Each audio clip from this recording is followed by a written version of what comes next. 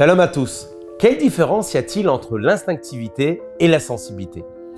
L'instinctivité est une énergie palpitante qui se dirige uniquement vers les choses auxquelles nous sommes attirés, qui bien souvent nous donne l'impression que c'est malgré nous et plus fort que nous.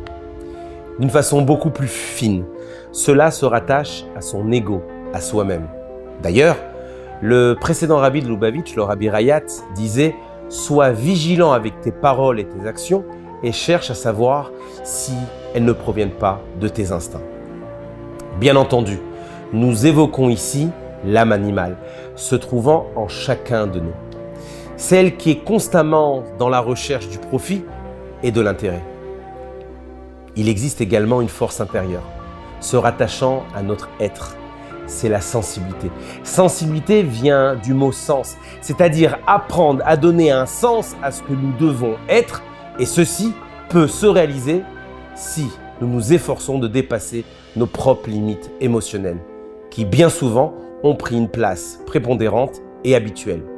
Comme c'est mentionné dans le Talmud, une habitude devient une seconde nature.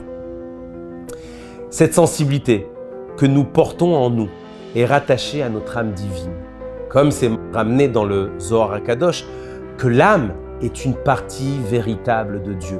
Elle nous permet de savoir qui nous sommes.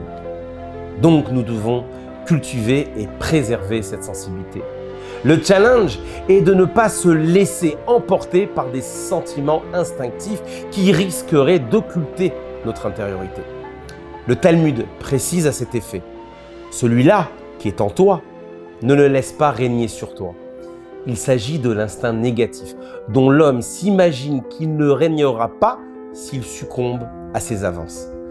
Et c'est pour cela que nos sages nous disent « Grand est le travail, car il honore ceux qui s'y adonnent ». En effet, lorsqu'un homme s'investit à améliorer ses traits de caractère, alors le résultat lui fera honneur. La Torah, qui est une sagesse divine, intervient dans ce sens pour être l'antidote afin de raffiner et d'affiner notre personnalité et de promouvoir le véritable sens de notre vie. Ainsi, le Talmud rapporte « Si le juste se sent bien, alors son voisin aussi ». Ici, le juste est représenté par notre âme divine qui, lorsqu'elle domine son voisin, l'âme animale, celle-ci aspirera également au bien. C'est de cette façon que l'homme fera de cet équilibre un objectif véritable et ultime que Dieu attend de lui.